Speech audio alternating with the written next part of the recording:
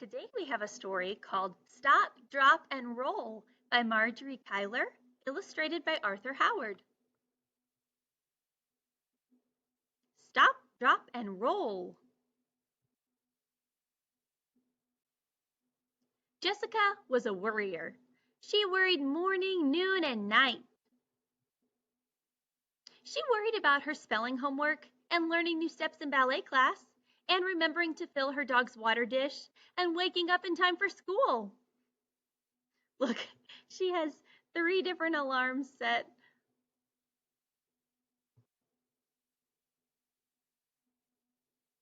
But one Monday morning in October, Jessica's teacher gave her something new to worry about. It's Fire Prevention Week, explained Mr. Martin. For the next few days, we're going to talk about fire safety. Uh-oh, groaned Jessica. And this Friday, Mr. Martin continued, we've been asked to share what we've learned with the entire school.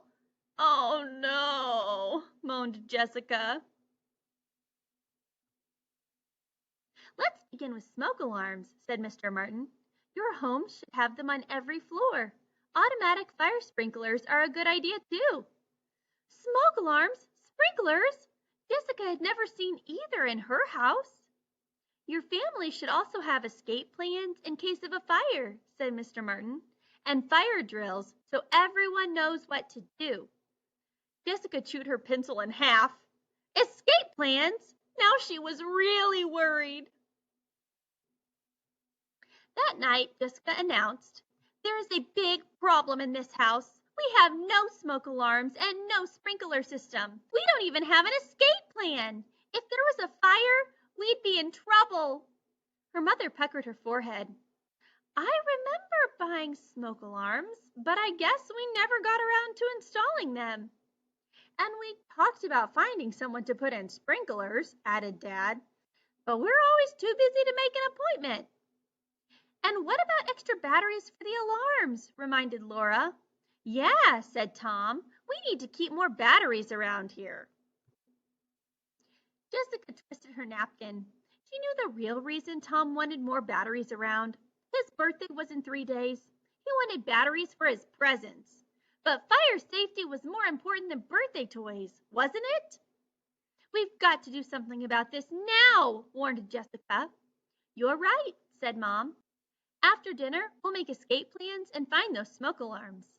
And tomorrow I'll get extra batteries and make arrangements for a sprinkler system, said Dad. But Jessica still felt too worried to sleep. She tossed and turned all night. The next day, Mr. Martin wrote some fire safety rules on the blackboard. Never play with lighters or matches. Keep electric heaters at least 3 feet away from things that could burn. So here's an electric heater, and it's 3 feet away from something that could burn. Keep extension cords away from doorways and from being pinched by furniture. A professional should check the chimneys and furnaces in your homes each year. Blah, blah, blah. Mr. Martin went on until Jessica had to cover her ears. She'd never be able to remember so many things. At dinner, Jessica asked, have we ever had our chimney checked? Yes, answered Dad, when we bought the house. But Mr. Martin said it should be checked every year, said Jessica. The furnace, too. Dad sighed. I'll put them on my list of things to do. But that didn't stop Jessica from worrying. She went through the entire house checking cords and smoke alarm batteries. And she had another sleepless night imagining all the things that could go wrong.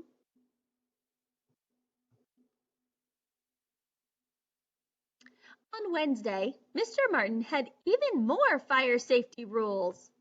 And on the board you can see it says Fire Prevention Week. Heat makes smoke rise, so if you're in a fire, you must crawl under the smoke where the air is cleaner. And when you reach a door, touch it. If it feels cool, it's safe to open. Jessica tugged at a barrette. What if the door felt warm? What should I do then? If the door's warm, continued Mr. Martin, don't open it. Find a window and call for help. Then wait for a firefighter to come and tell you what to do.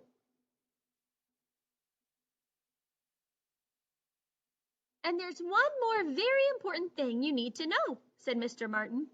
If your clothes catch fire, stop what you're doing, drop to the ground, and roll over and over until you smother the flames. Catch fire! Jessica had never been so worried in her life. Stop, drop, and roll, repeated Mr. Martin. Let's all say it 3 times. Stop, drop, and roll. Stop, drop, and roll. Stop, drop, and roll, chanted the class. All except Jessica. Her worries had twisted her tongue into a big knot. When Jessica got home, she made her family have a fire drill. Then she rechecked all the electrical cords, tested the batteries in all the smoke alarms, and made double sure that there were no matches lying around. Afterward, Jessica felt a little better, but she still couldn't get Mr. Martin's words from class right. Stop, slop, and troll. Mop, pop, and bowl. The harder Jessica tried, the worse she did. But she went to sleep feeling a little better. At least she knew what to do if there was a fire during the night. Then on Thursday, disaster struck. Mr. Martin asked Jessica to demonstrate stop, drop, and roll at the assembly the next day. Why me? Thought Jessica. On the bus home, she tried to practice the words stop, flop, and roll, flop, mop, and stroll, stop, pop, and hole, but they kept coming out wrong. Jessica was so worried about the assembly that she couldn't even enjoy Tom's birthday party. Stop, drop, and mold. Slop, drop, and hole. Plop, mop, and stroll, she muttered to herself. Because of all her muttering, she didn't even notice when Mom brought in the cake. It had 7 big candles on it. 6 were for Tom's 6th birthday, and 1 was for him to wish on.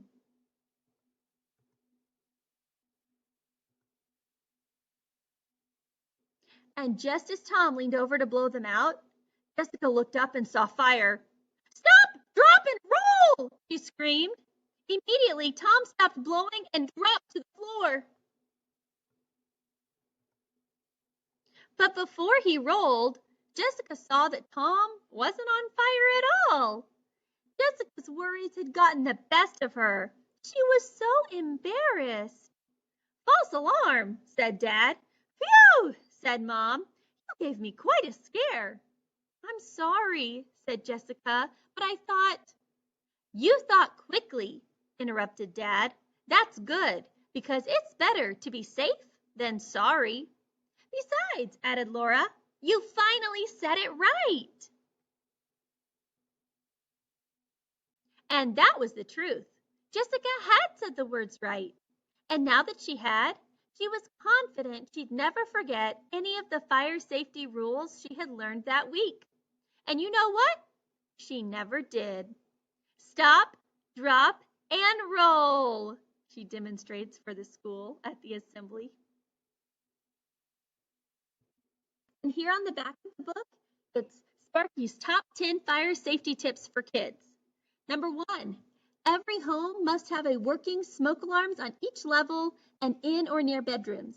Number 2, a grown-up should test all smoke alarms at least once a month by pushing the test button. Number 3, every family should practice a home fire drill at least twice a year.